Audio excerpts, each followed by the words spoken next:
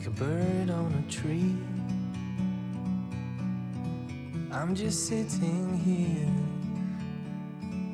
I got time. Well, a happy Friday to everybody. Hope you had a good week and are looking forward to a happy and fun-filled weekend.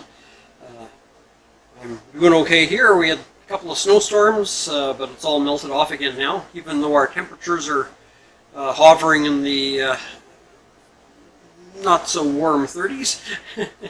And hopefully we'll have a little bit more warm weather before winter actually arrives. But anyway, we'll take what we get and be happy with it, because there's nothing we can do about it. Alrighty, let's move on to our normal routine for Fridays. And our first thing, always, our first item on the agenda is our shout-outs. And we have two great channels this week I encourage you to check out. One is Teamterrill, and just a hoot. Every Friday she puts up Friday filters, she calls them, and it's hilarious. You gotta watch them. I just love what she does, and she does other videos as well. But her main thing is Friday filters, and yeah, just go check her channel out. Show her some loving. You can tell her I sent you if you want, or just go and say hi. But you have to check her out. And the second one is Silverindahole, and well, I'll let you guess what that's about. It's a metal detecting channel, and a young fellow down in the States, and I enjoy watching his metal detecting escapades. Is that the right word? Anyway, you should go check him out. I think you'll enjoy his content, and it's another good channel to watch. So that's Teamterrill and Silverindahole. Now, our story of the week. But first, let's pause for this commercial message.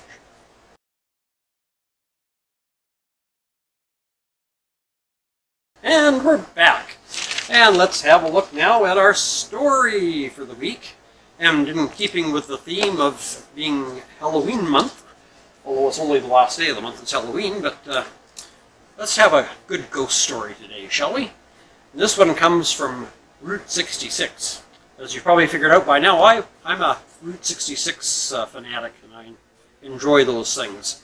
So let's have a look here.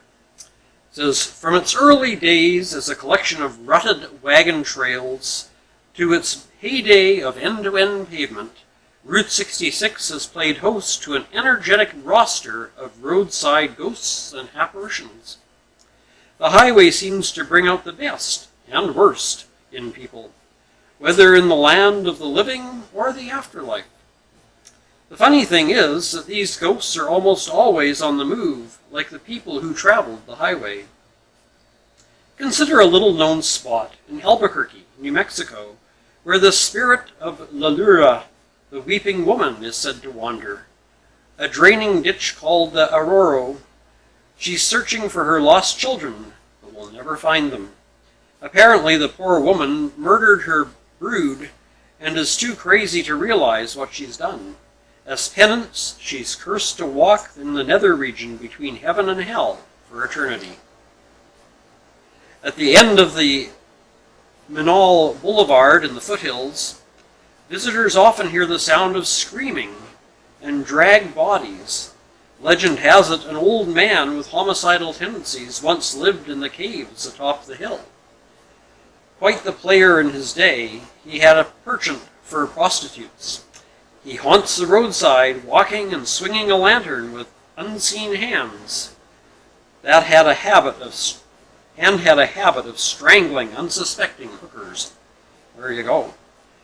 Meanwhile, the tortured souls of those who have leapt to their deaths haunt the soaring expanse of the Aurora Seco Bridge in Pasadena, California. When the moon is full and conditions are right, the weary Route 66 traveler may well come across one of these suicidal phantoms seeking peaceful release from its earthly realm. It's all a matter of timing and an open mind. It's the same story for the dozens of other so-called hotspots that occupy the forgotten nooks and crannies of old Route 66, where motorists have lost their lives. The bridge at Devil's Elbow, Missouri, is an active venue for spectral disturbances. The victims who died in traffic accidents there are often seen clamoring for attention.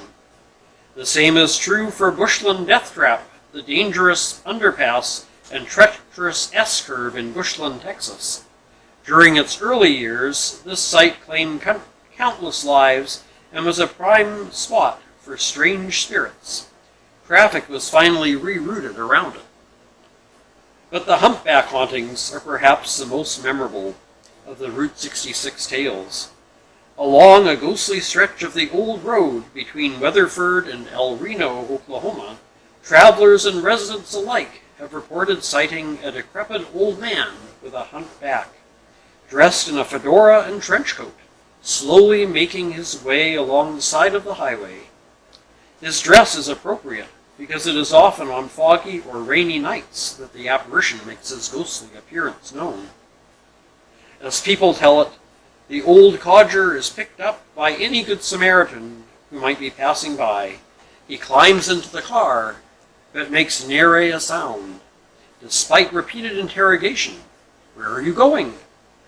What's your name?" there is never a response. After some miles, the driver becomes complacent with the situation, and of course, that's when the apparition makes his move. Without warning, he reaches for the door handle and attempts to jump from the moving vehicle. Frantic, the driver stops the car to let the man out, but he has already vanished. The driver gets back on the road, but lo and behold, he comes upon the humpback man just a few miles down the road, still walking. So goes the tale of the vanishing hitchhiker, who actually became the subject of a classic Twilight Zone episode in 1960. In this Rod Serling teleplay, Nan Adams is traveling across the country when she encounters the strange hitchhiker. She sees him on numerous occasions during the trip, and for some reason can't seem to shake him. She becomes convinced he's trying to kill her. Eventually, she tries to run over the man to free herself, but in a macabre twist discovers that she is in fact dead. Her car flipped over at the start of her journey, and the pesky hitchhiker is merely the Grim Reaper. Distraught, she returns to the car and looks in the visor's vanity mirror. Instead of her reflection, Nan sees the hitchhiker in her place. "I believe you're going my way?" he inquires.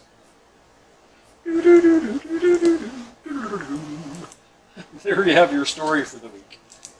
Alrighty, and now the moment you've been looking forward to or dreading, depending on your disposition, the Groaner of the Week.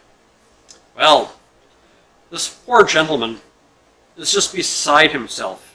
He knows there's something terribly, terribly wrong with him, and he makes an appointment to see his doctor. And he sits in the waiting room, and, an hour goes by, as is the norm. Finally, he's shown to an exam room, and another 20 minutes goes by. And then the doctor comes in and says, "Well, Mr. Smothers, what can I do for you today?" "Doctor, something's terribly wrong with me. I'm so worried. I just know it's something maybe terminal. I don't know, but it's something dreadful." And the doctor says, "All right, well, why don't you tell me what your symptoms are, and let's see what we can do."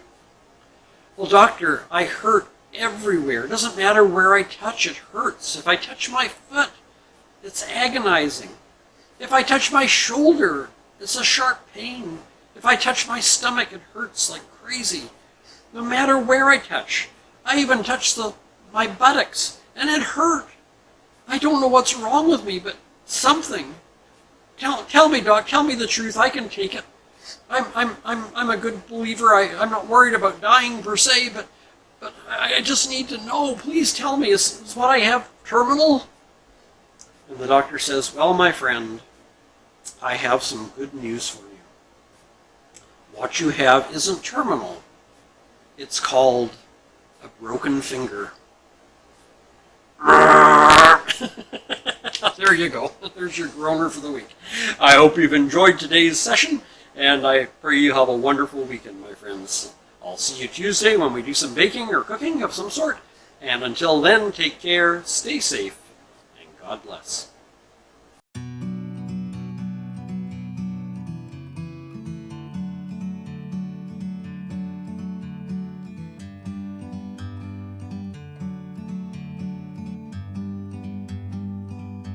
Like a bird on a tree, I'm just sitting here